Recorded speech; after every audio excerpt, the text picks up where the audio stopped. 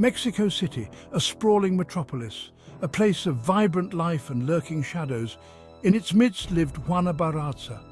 Outwardly, she was a hard-working single mother, a woman dedicated to caring for the elderly. But beneath this facade, a darkness festered. Juana had a secret, a terrifying double life. She was La Mataviejitas, the little old lady killer. By day, she was a comforting presence, a caregiver to the elderly, offering companionship and support.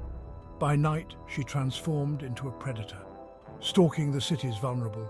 Her gentle touch turned deadly. The duality of her existence sent chills down the spines of investigators. How could someone so seemingly ordinary harbor such darkness within? Juana's childhood held the key to the monster she would become.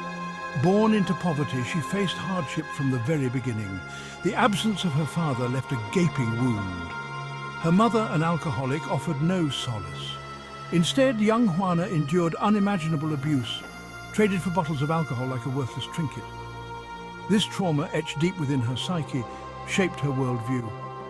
The world, she learned, was a cruel place. Trust was a dangerous illusion, love a foreign concept. These distorted perceptions festered within her, growing like poisonous weeds.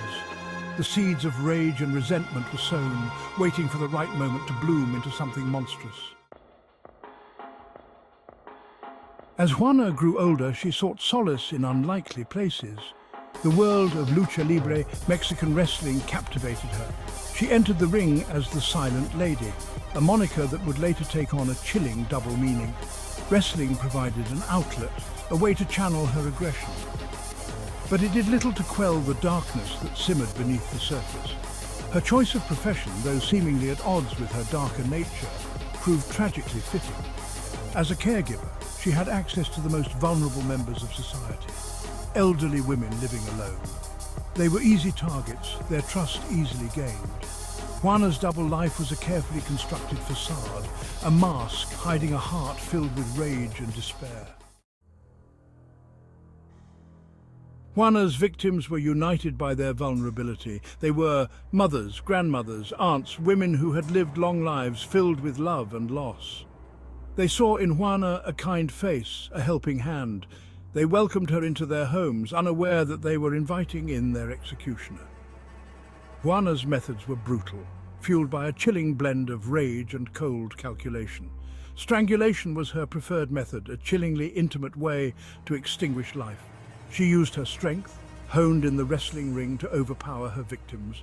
Often she would ransack their homes, stealing trinkets and mementos, trophies of her gruesome victories. The terror she instilled gripped Mexico City. Fear hung heavy in the air, particularly among the elderly, who whispered warnings about La Mataviejitas. As the body count rose, so did the pressure on the police. The investigation was plagued by false leads and dead ends. The killer, they realized, was meticulous and cunning. They were looking for a monster, but all they found were whispers.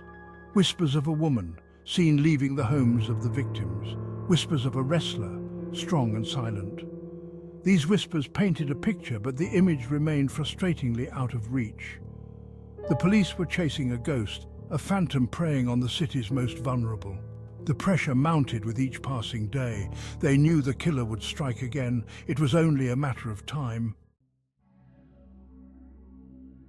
Juana's reign of terror couldn't last forever. Her arrogance, fueled by her belief that she was too clever to be caught, proved to be her undoing. She grew bolder, her methods sloppier. Finally, after years of evading justice, she made a fatal mistake. A witness came forward, placing Juana at the scene of her last crime. The police finally had their break.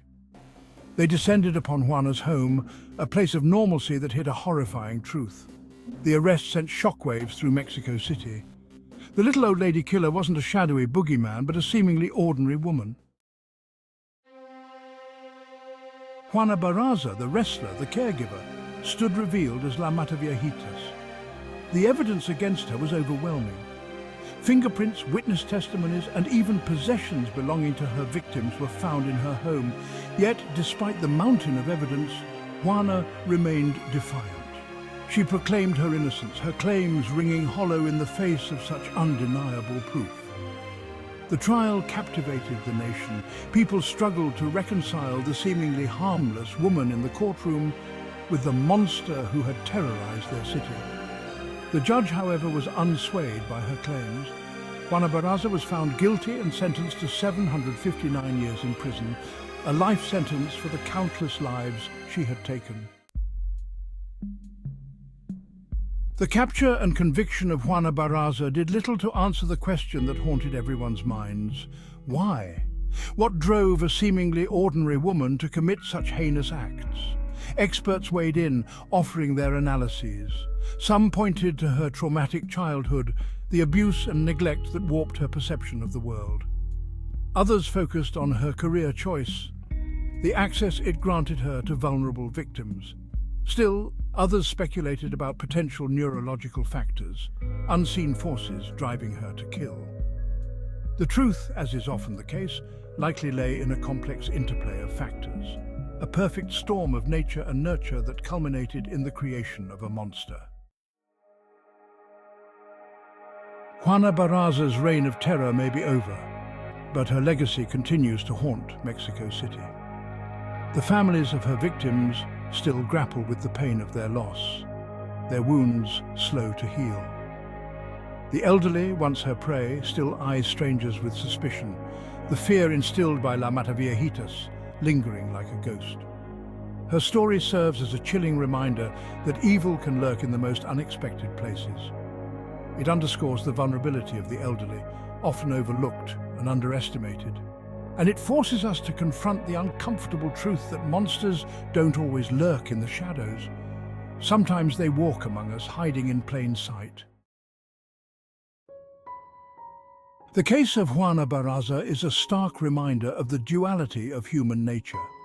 It compels us to acknowledge the darkness that resides within us all, the potential for both good and evil that exists in every heart. It is a tale of tragedy and terror, a story that forces us to confront the uncomfortable realities of our world.